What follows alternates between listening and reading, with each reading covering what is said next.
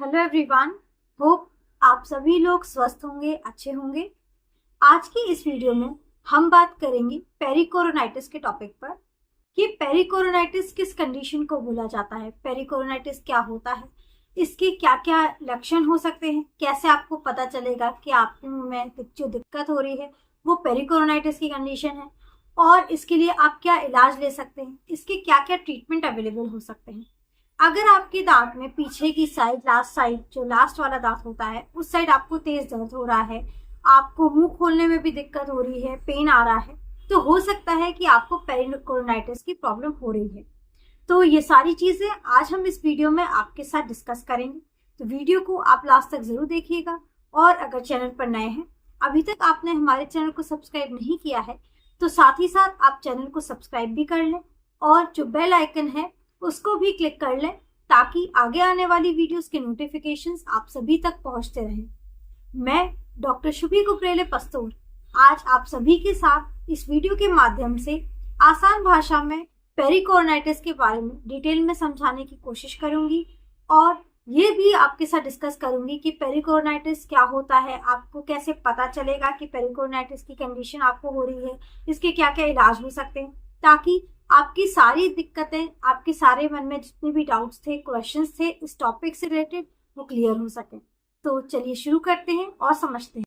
तो सबसे पहले हम ये समझते हैं कि पेरिकोरोनाइटिस होता क्या है। पेरिकोरोनाइटिस टर्म का मतलब क्या होता है।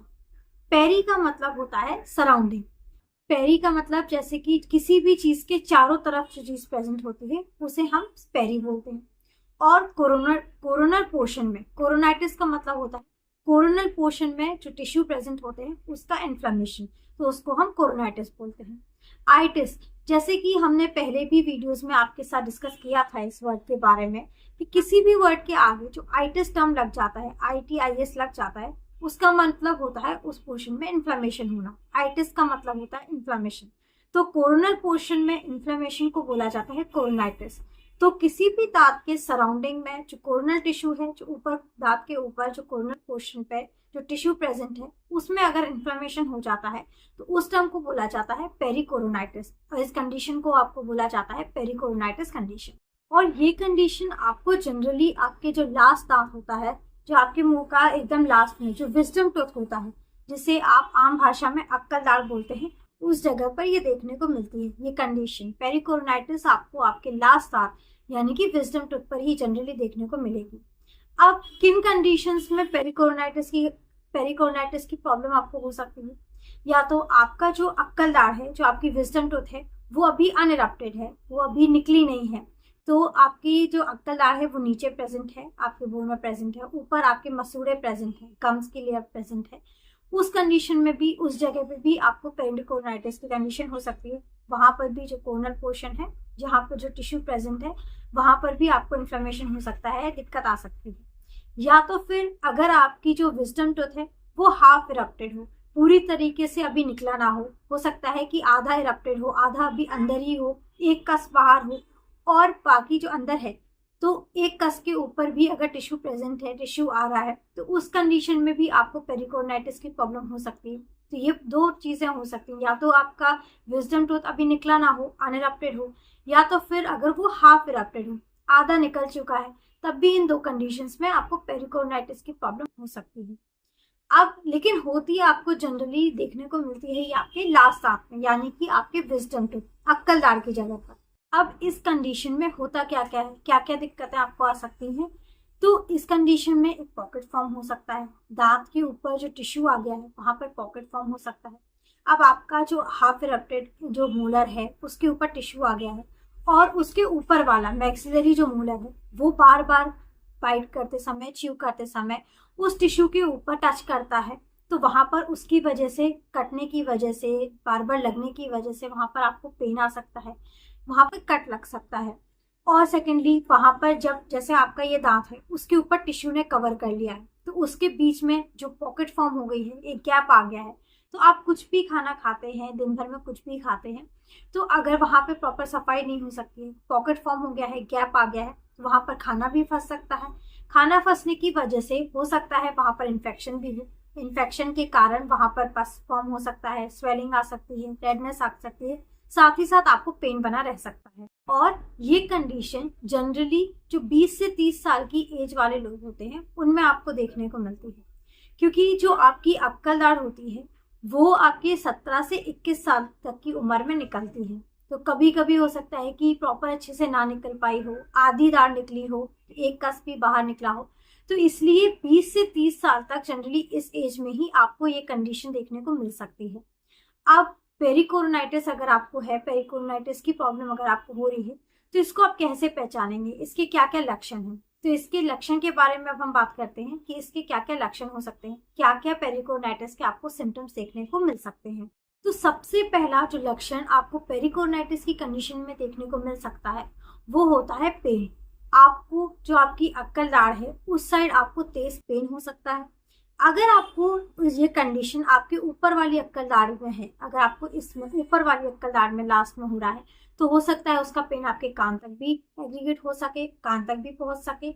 और अगर आपको नीचे वाली अक्कल दाढ़ में प्रॉब्लम हो रही है, अगर नीचे वाली साइड में आपको दर्द हो रहा है, तो हो सकता है वो दर्द आपके गले तक भी पहुंच सकता है। तो पेरिकोरोनाइटिस कंडीशन का जो सबसे पहला सिम्टम देखने को मिलता है वो होता है पेन। आपको काफी तेज पेन हो जाएगा उस जगह पे। सेकेंडली, आप कुछ भी खाना अगर खाते हैं, आप पानी भी पीते हैं, तो निगलने में आपको, गुटकने में भी तकलीफ होगी, दर्द आपको गुटकने में भी, निगलने में भी दर्द आएगा। साथ ही साथ खाना आप प्रॉपर्ली अच्छे से नहीं चबा पाएंगे। तीसरा जो सिम्टम होता है वो होता है चबाने में भी आपको दिक्कत आएगी, दर्द आएगा, आप खाना चबाएंगे, क्योंकि आपकी जो अक्कल दाढ़ है उस जगह पर आपको प्रॉब्लम हो रही है, पेरिकोरोनाइटिस की कंडीशन है। तो अगर वहां से आप चबाते हैं तो आप खाना भी चबाने में आपको दिक्कत आएगी, दर्द होगा। देन इसके अलावा स्वेलिंग आपको रहेगी, जहां पर आपको ये दिक्कत हो रही है उस जगह हो सकता है आपको स्वेलिंग भी आए। स्वेलिंग के साथ साथ कभी कभी ब्लीडिंग भी हो सकती है, क्योंकि आपके दांत के ऊपर जो कोरोनल पोर्शन के ऊपर जो टिश्यू प्रेजेंट है उसके ऊपर जो दांत है, अगर मैक्सिलरी जो टूथ है वो बार बार वहां पर टच करेगा, उसकी वजह से वहां पर ब्लीडिंग आ सकती है, कट की वजह से ब्लीडिंग हो सकती है।